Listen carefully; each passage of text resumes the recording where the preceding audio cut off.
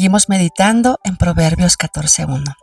La mujer sabia edifica su casa, mas la necia con sus manos la derriba. La semana pasada vimos todas esas virtudes que forman el carácter de una mujer sabia.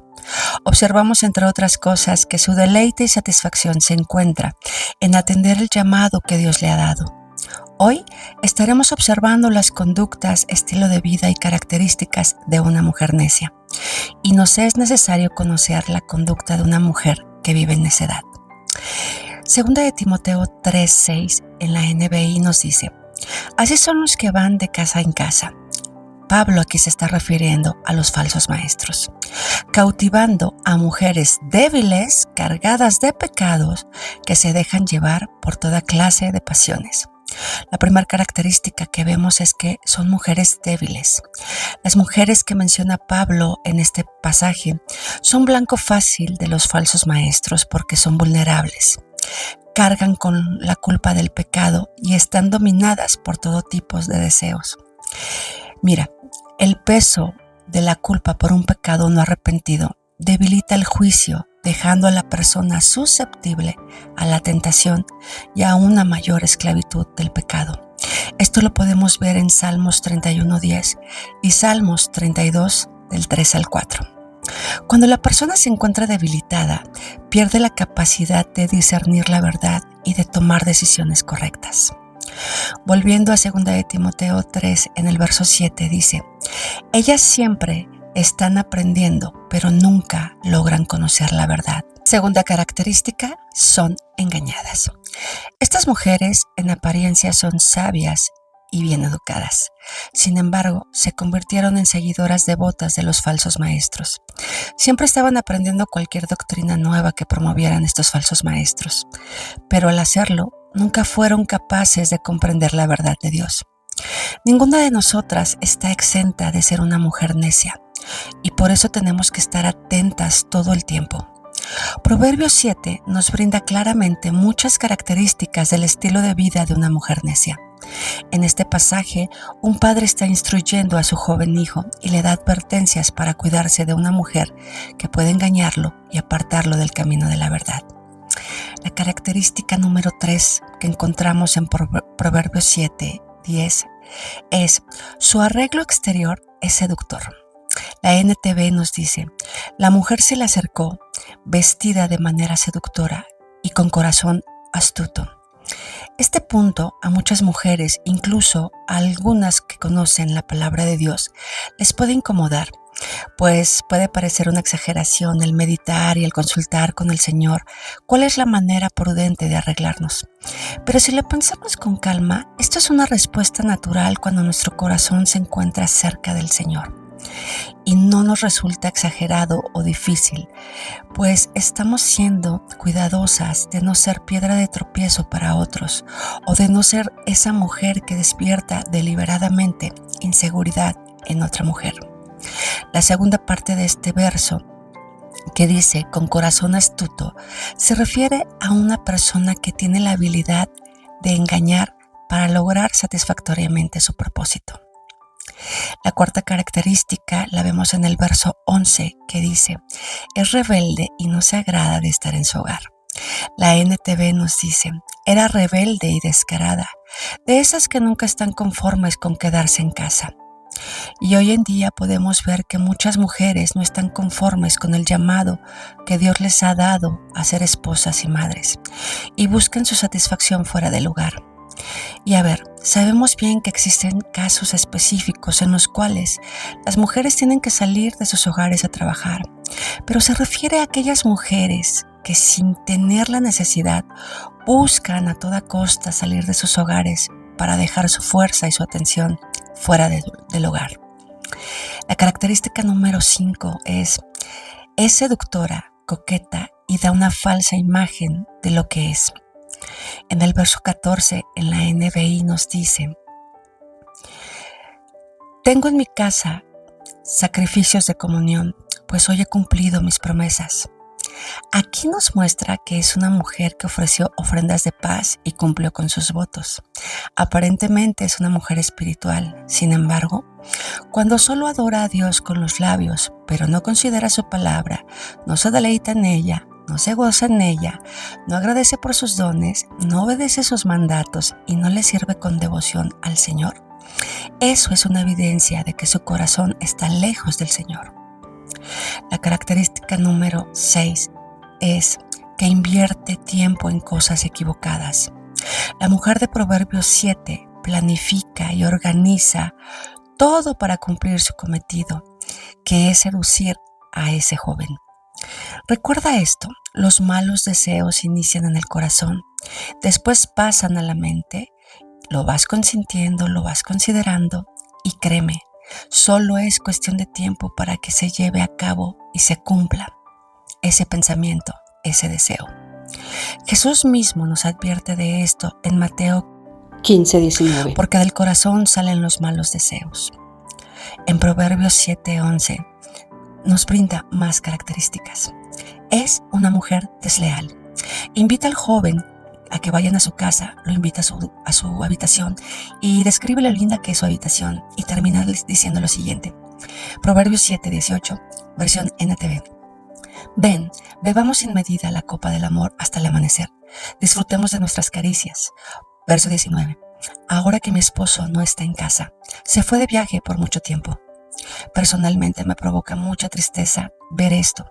El esposo se encuentra afuera, trabajando, cumpliendo su rol, y ella no valora para nada su matrimonio y mucho menos a su esposo. Ella solo está concentrada en satisfacer sus deseos. Y hoy en día es triste y dolorosamente común estos casos. Tenemos que cuidar nuestra mente y nuestro corazón. Tenemos que ser muy cuidadosas para no ponernos en estas situaciones peligrosas. ¿Cómo podemos cuidarnos?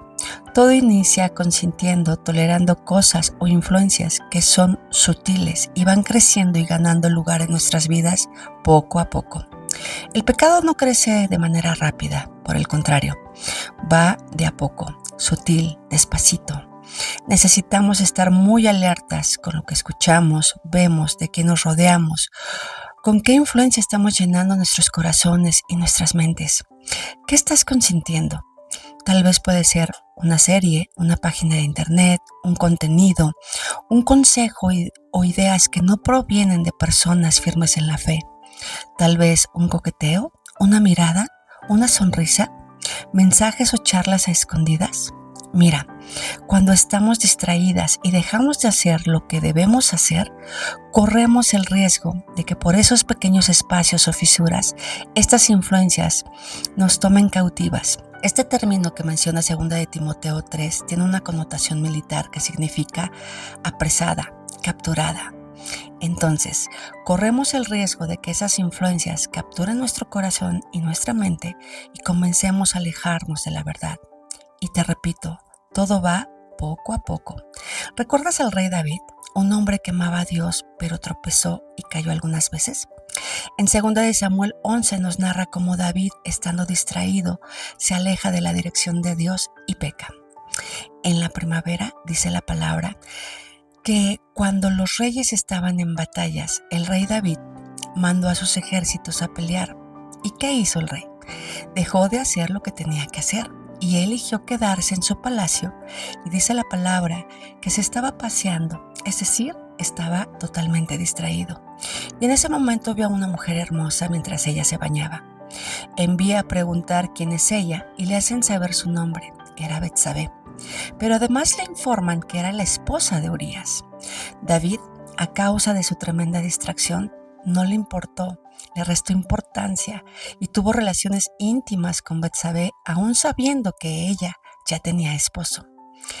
Y esto desencadena una serie de consecuencias graves, pues Betsabé queda embarazada y el rey David, al tratar de ocultar su pecado, toma una serie de decisiones equivocadas que traen a su vida y a la de su familia consecuencias muy importantes y muy graves.